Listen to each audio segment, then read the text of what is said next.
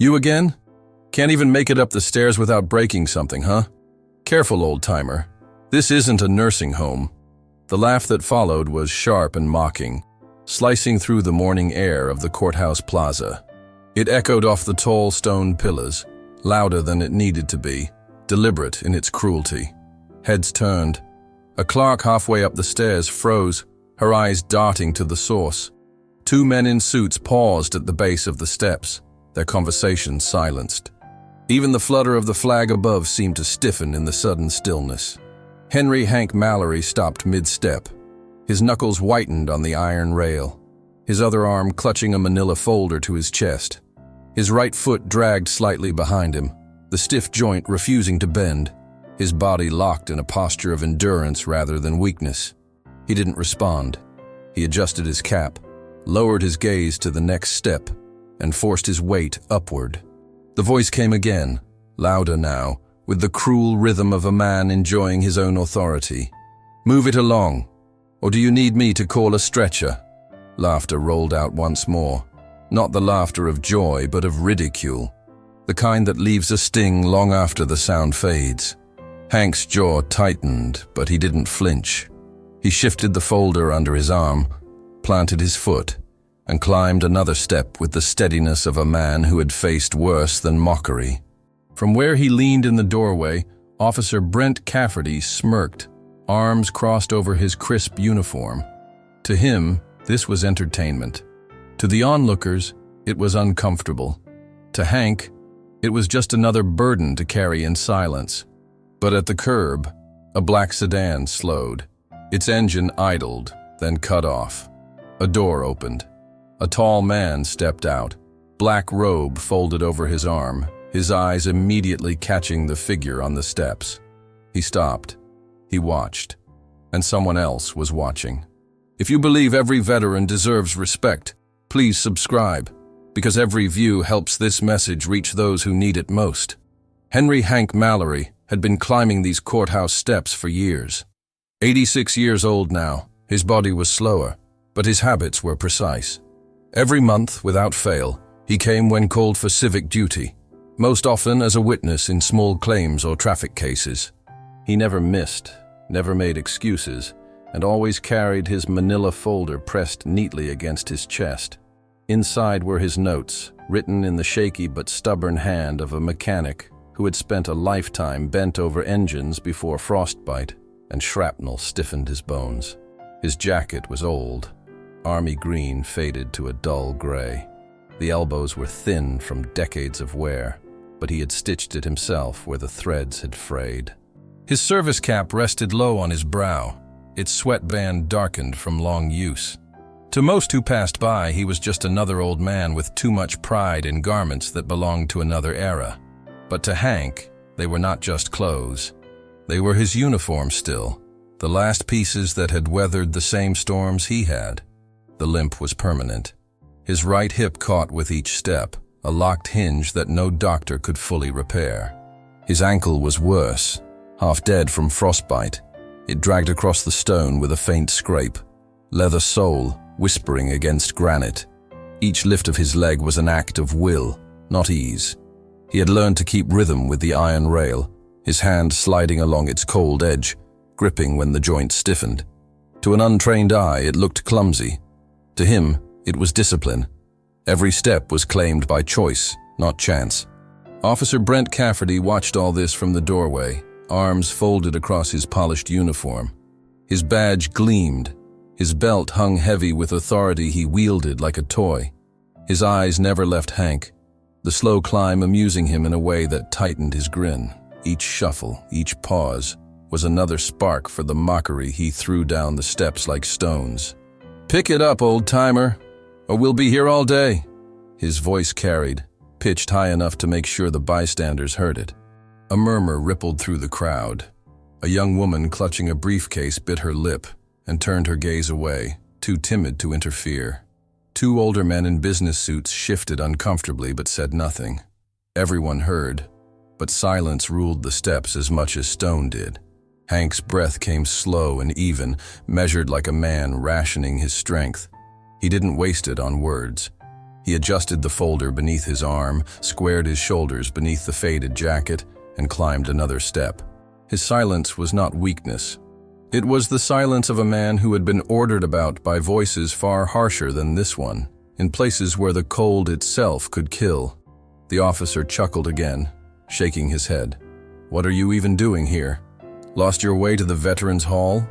The words cut sharper than the laugh, because they dismissed him.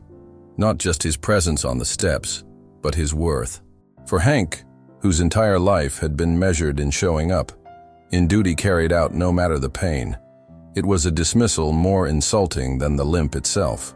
Still, he didn't answer. He gripped the rail tighter, fingers whitening, and set his eyes on the courthouse door above. Hank Mallory, 86, Korean War veteran, mechanic, father, witness, a man who had walked frozen ridges when he was younger than the officer sneering at him now. He carried those winters in his bones, the limp in his stride, the stiffness in his joints, and yet he climbed. Always he climbed. From the street, the black sedan still waited, engine cut, door open. The tall man who had stepped out stood motionless, black robe folded carefully over one arm, watching in silence as his father pushed against stone and insult alike. Today, something would be different.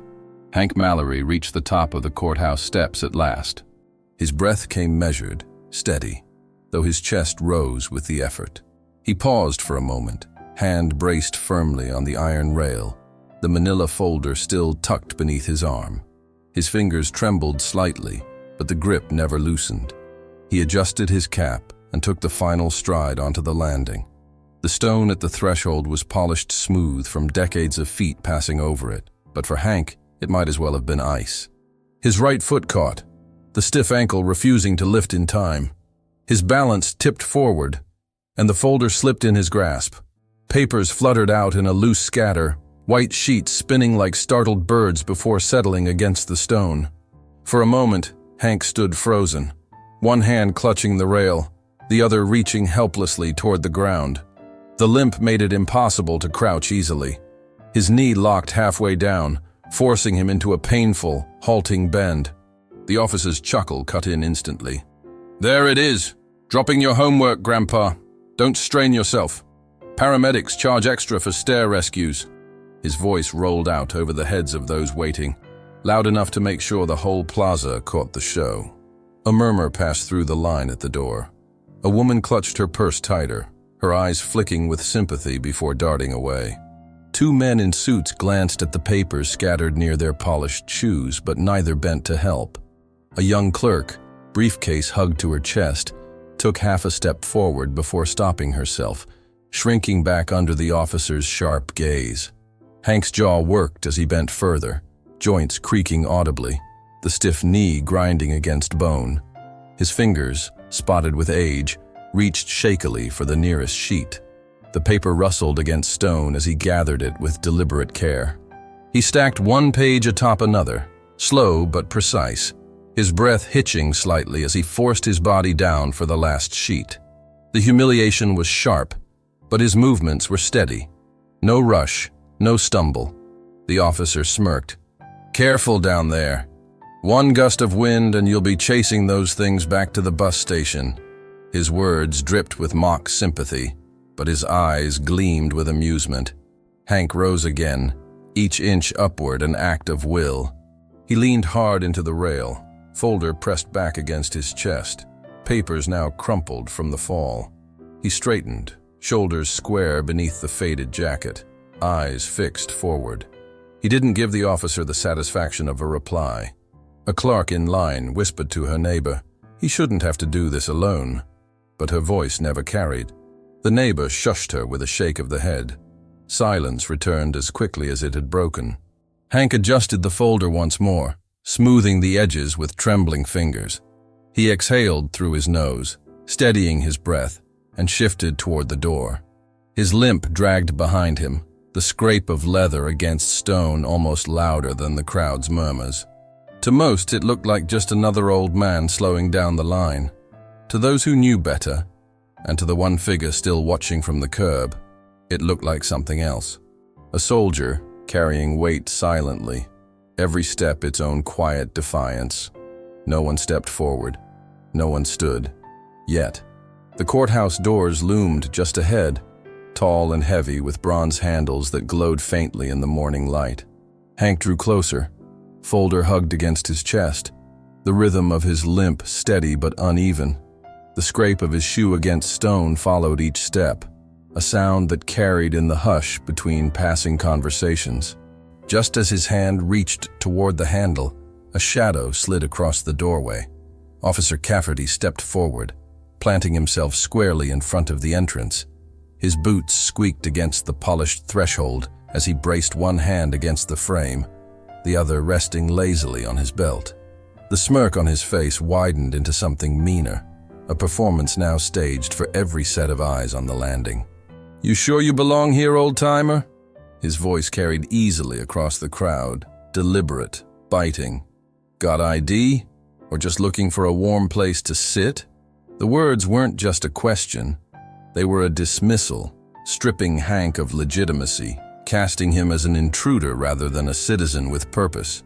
Hank stopped short, his limp legs stiff beneath him, weight shifting onto his good hip. His fingers tightened around the folder, the edges of the paper crinkling under the pressure. Slowly, without speaking, he adjusted his cap, straightened his spine, and raised his eyes to meet the officers. The smirk remained. Cafferty leaned closer, his voice dropping just enough to feel personal but still loud enough for others to hear. "You really think you're fit to stand in front of a judge? You'll fall asleep before they call your name." A ripple of unease moved through the bystanders. A woman near the rail murmured, "That's not right," her voice faint. But before she could step forward, Cafferty's gaze cut to her, sharp and warning. "Ma'am, mind your business. I've got this under control." The woman froze, clutching her purse tighter, retreating into silence. Hank shifted his weight, bracing himself on the rail as he slid the folder back under his arm. He reached slowly toward his jacket pocket, every movement deliberate, his breath measured. His hand emerged holding a worn leather wallet, edges cracked, stitching frayed from decades of use. Without a word, he opened it with careful precision and offered it outward. The officer snatched it from his hand before Hank could steady himself, flipping it open with exaggerated flourish. "Let's see what we've got." He glanced at the ID, then let out a short, mocking laugh. "Looks like this expired about the same time you did." The chuckle carried down the steps, sharper than the first. Guests waiting in line shifted, glances bouncing between the officer's sneer and the old man standing motionless before him. A clerk whispered, "He paid for that ID just like the rest of us." But no one dared challenge the uniform. Hank's face remained set, his eyes steady beneath the brim of his cap. His silence wasn't submission. It was something else. Something that unsettled even as it gave Cafferty fuel. He squared his shoulders beneath the faded jacket, standing firm despite the limp that rooted him in place. From the curb, the black sedan's driver shut off the engine. The tall man with the folded black robe remained still, watching. His eyes had not left Hank for a moment. His lips pressed into a hard line, the weight of memory etched into the furrows of his brow. The plaza buzzed with unease, every witness aware that something more was building, something larger than a petty display of authority. And still, the old soldier didn't flinch. Hank Mallory did not argue. He did not plead. He stood as he always had, with his weight pressed into the stubborn strength of his good leg, his shoulders squared, his chin tilted just enough to see the horizon ahead. The faded brim of his cap shaded eyes that had endured colder stares and sharper voices in another lifetime. The papers in his folder were creased now, bent from the fall, but he held them close, arms wrapped with the same care as a man shielding something precious. He did not smooth them, did not fuss. He simply bore them as he had borne weight far heavier. The officer shifted impatiently in the doorway, his boots squeaking against stone. His mocking grin faltered for a flicker of a second, just enough for those watching closely to notice. He had expected anger, a trembling protest, maybe even tears. What he received instead was silence, a silence so firm it seemed to echo louder than his laughter had. Hank's breath came in slow pulls, steady, as if measured against an inner cadence no one else could hear. His fingers curled and uncurled around the edge of the folder, but there was no shake in them now, only control. He adjusted his stance with deliberate care, dragging the stiff ankle into line, planting his weight like a man claiming ground. A woman in the line whispered, "Look at how he stands," almost to herself, and the man beside her glanced again, this time with something like shame in his eyes. Cafferty's smirk returned, forced wider now, the performance straining. He barked louder than before, his tone meant to reassert control. "What are you waiting for? Move along or I'll have you escorted out." His words cracked the morning air like a whip, yet they landed weaker against the wall of silence that met them. Hank did not move. He folded the worn leather wallet shut, pressed it into the pocket of his jacket with the precision of ritual, and lifted his chin.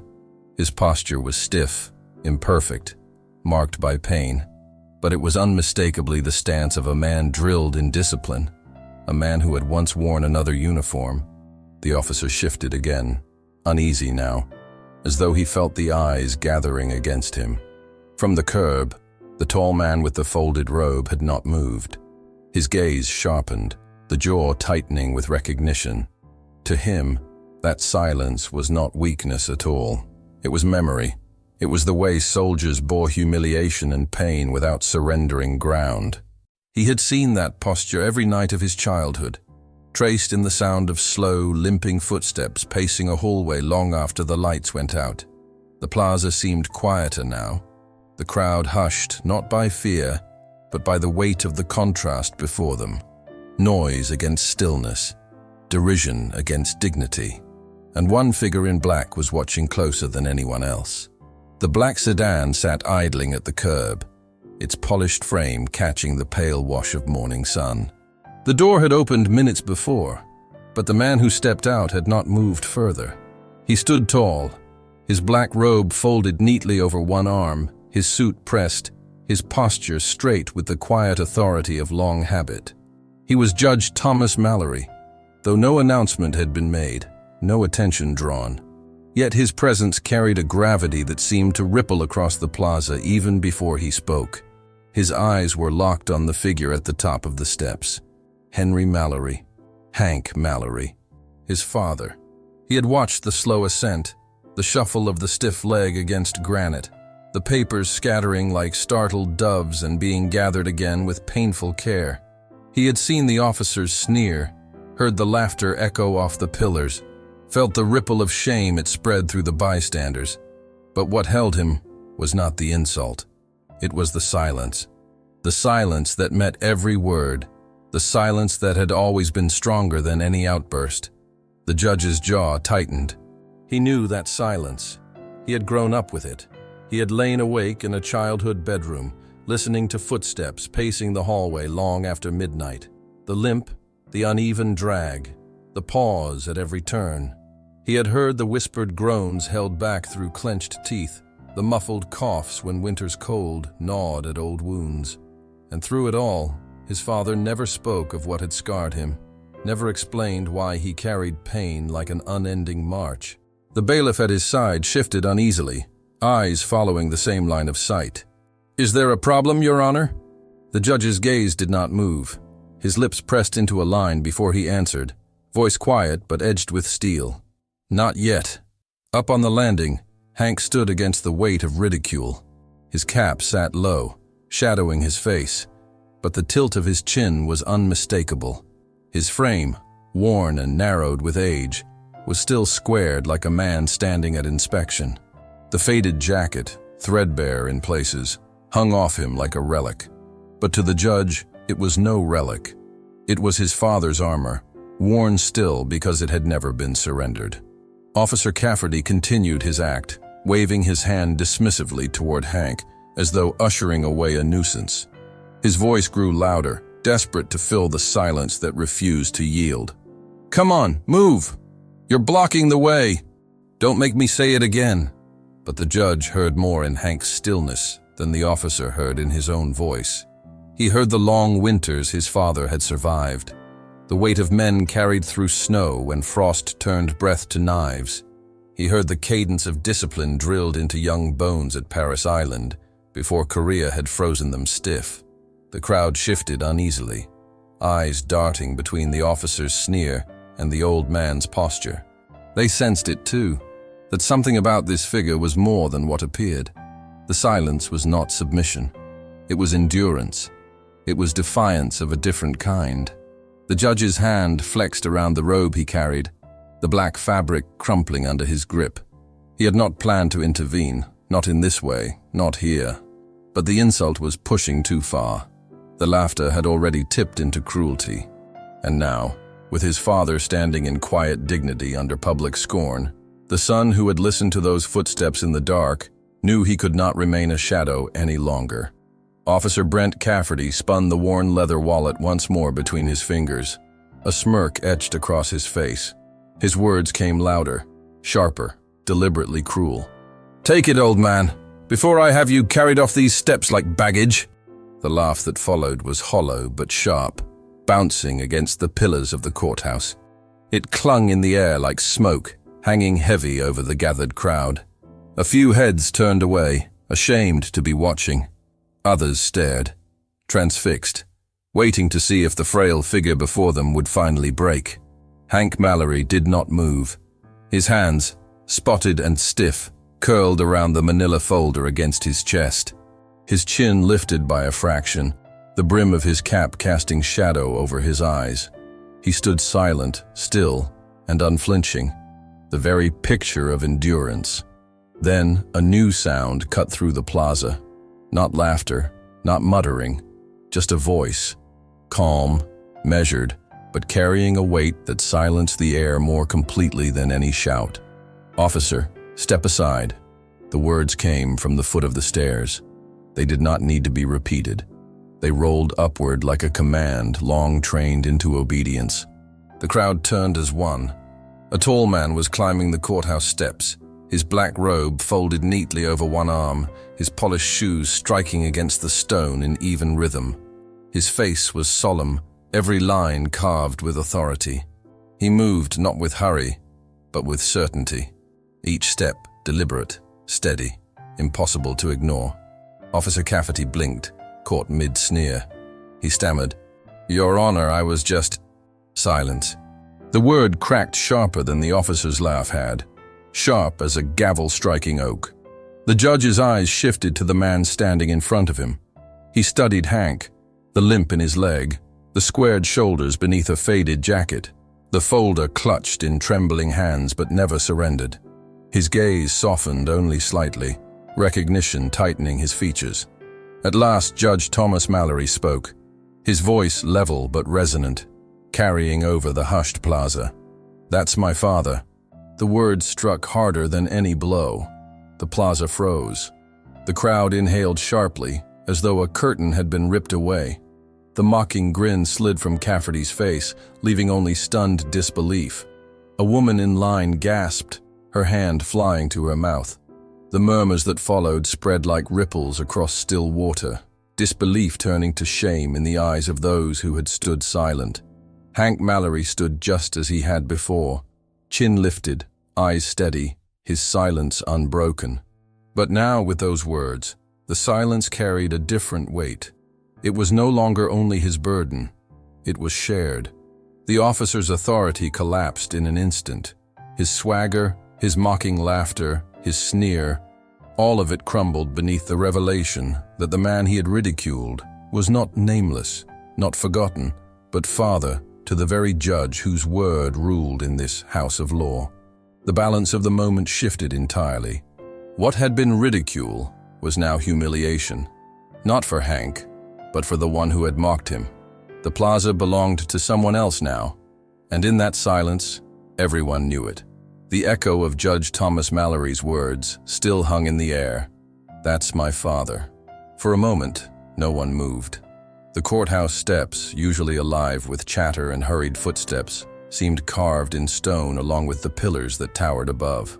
Even the flag overhead rustled more quietly, as if the breeze itself hesitated. Hank Mallory did not shift.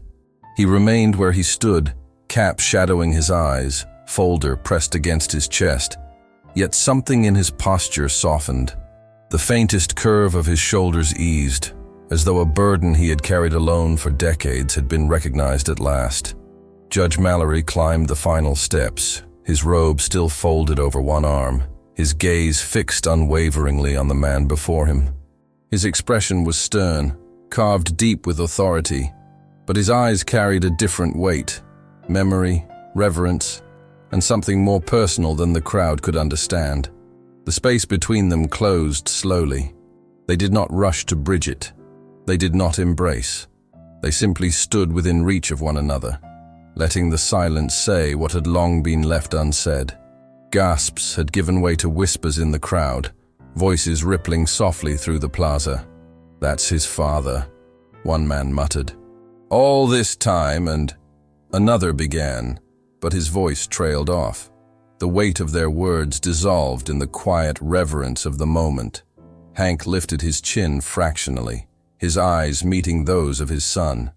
No smile formed, no nod passed between them. Yet in that look lay the depth of decades, the nights when Thomas had listened to the uneven footsteps pacing their modest hallway, the times he had caught his father staring into the distance as though lost in a memory too heavy to share. The officer, who had moments ago filled the air with sneers and laughter, stood rigid now, his mouth dry, his posture faltering. He seemed smaller in the silence, reduced by the very dignity he had tried to strip away. The crowd shifted subtly. Where before there had been hesitation, now there was a quiet leaning forward, a collective recognition of something sacred unfolding.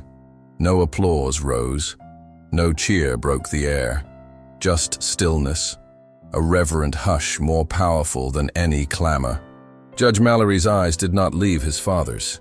He saw past the limp, past the faded jacket, past the trembling hand still curled around the manila folder.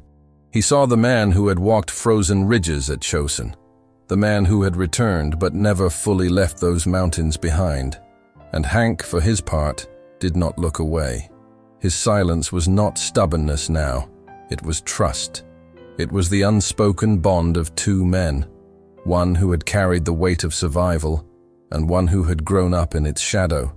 Around them the world seemed to wait, breath held, for the truth that was about to break free. And then, slowly, deliberately, the judge took one step closer. His voice, when it came, was softer than before, but it carried with it the gravity of memory and recognition. What unit? The question hung in the air, simple, raw, and heavy with history. It was not asked for the crowd. It was asked for the man who had earned the right to answer. For the first time, Hank Mallory stirred. His fingers tightened around the manila folder until the edges bent beneath his grip.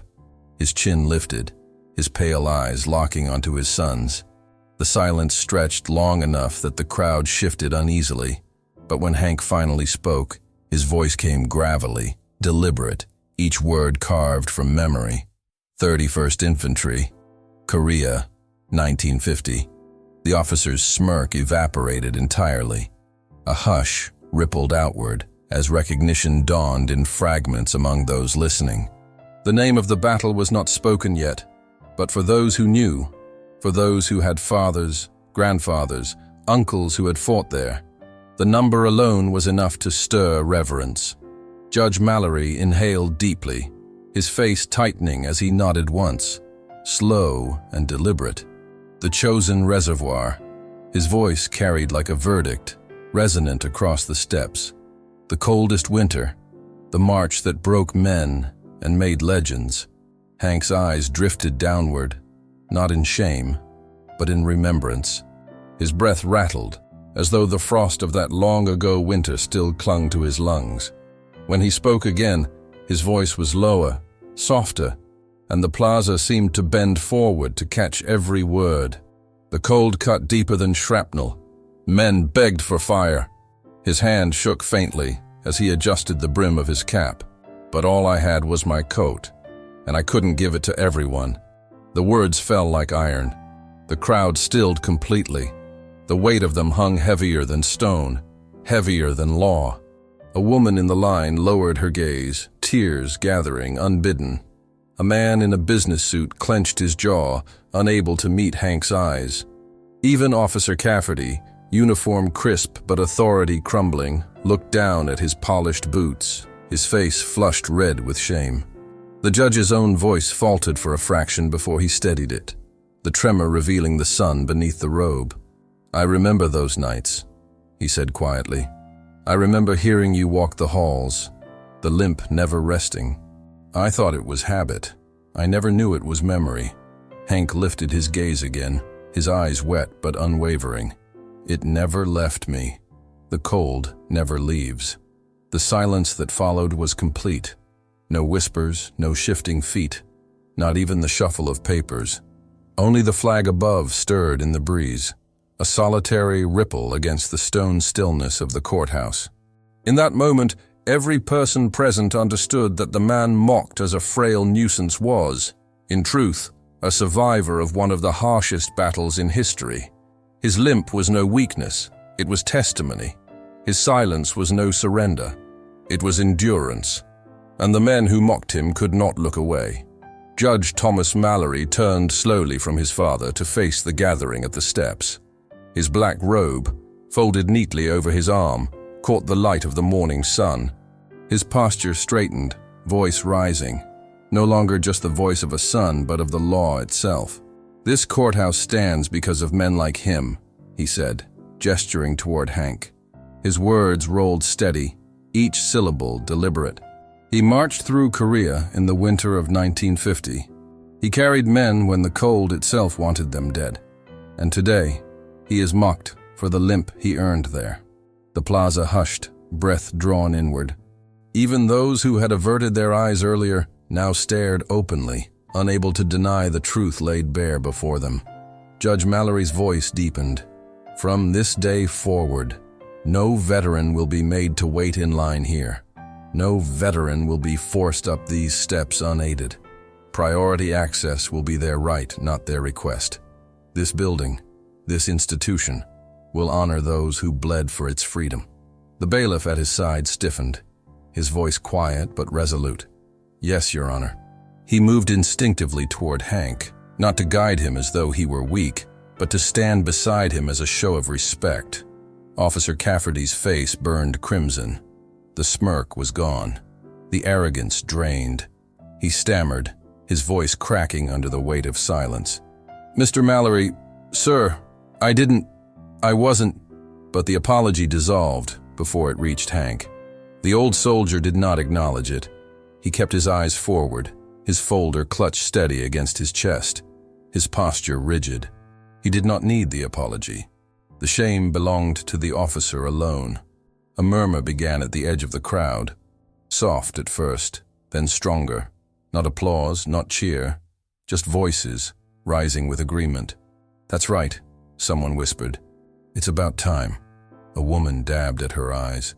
A man near the rail nodded deeply as though to himself. The courthouse plaza, once filled with cruel laughter, was now steeped in reverence. The transformation was not loud.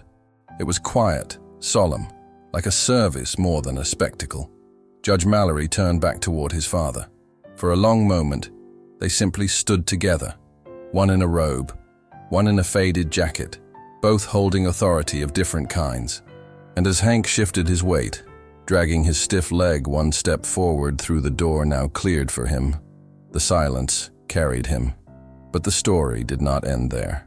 A week later, the courthouse plaza stirred awake beneath a pale sky. Morning sun stretched long shadows across the wide stone steps, glinting off the bronze handles of the great double doors. But the steps themselves no longer bore the same quiet cruelty they once had. At the base of the landing, a new addition gleamed. A ramp, wide and smooth, cut neatly along the side of the stairs. Its rail was polished to a shine, freshly fitted, the bolts still catching sparks of sunlight. At its base, affixed in brass, a small plaque read, "In honor of those who served, always welcome. Henry Hank Mallory, approached slowly, the familiar manila folder tucked under his arm. His limp carried him forward in its steady rhythm, the scrape of his shoe against stone softened now by the new path laid before him. He paused at the foot of the ramp, his hand brushing over the plaque. His fingers traced the cool brass letters with the same careful precision he once gave to his tools in the workshop. His lips pressed into a thin line, not a smile, not quite, but something heavier, something older. A bailiff stood nearby, waiting with a posture not of duty, but of respect. He inclined his head toward Hank. "Good morning, Mr. Mallory. Your seat is ready." His voice carried no pity, only reverence. Hank nodded once, brief, his silence speaking louder than any reply. He began the slow climb of the ramp, his hand trailing along the new rail. It was steady, sure, unlike the cold iron that had bruised his palm a week before. Each step carried not only his weight, but the recognition that his struggle had not been ignored. At the top, the courthouse staff waited.